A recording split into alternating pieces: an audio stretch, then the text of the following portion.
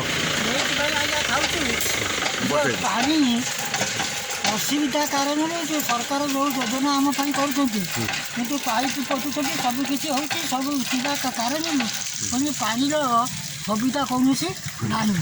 ସେମିତି ଯଦି ସୁବିଧା କିଛି ନାହିଁ ତେଣୁ ଅସୁବିଧା କାରଣରୁ 1955 ମସିହାରେ ଯେଉଁ କୂଅ ହେଇଥିଲା ସେଇ କୂଅରୁ ବାଧ୍ୟତାମୂଳ ହେଇକରି ସେଇ କୂଅରୁ ପାଣି ଆମେ ଖାଇକରି ବହୁତ ଅସୁବିଧା କରୁଛୁ।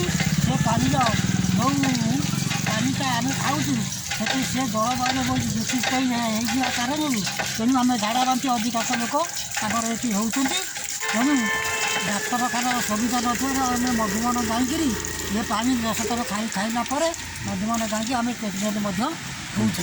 ତେଣୁ ଆମ ପାଇଁ ଏଠି ପାଣିର କିଛି ଗୋଟେ ବ୍ୟବସ୍ଥା ଆପଣମାନେ କରନ୍ତୁ।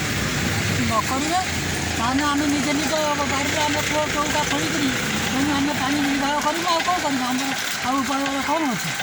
ଏଇ ହେଉଛି କାରଣ ଆମର ଗଭର୍ଣ୍ଣମେଣ୍ଟର ପାଣି ପାଇଁ କିଛି ଗୋଟେ ସୁବିଧା ଆମ ପାଇଁ ନାହିଁ। କିଛି ସୁବିଧା ଦେଖାଉଛନ୍ତି ହେଲେ ସେ କିଛି କାର୍ଯ୍ୟକାରୀ ଆଜ୍ଞା ହେଉନି।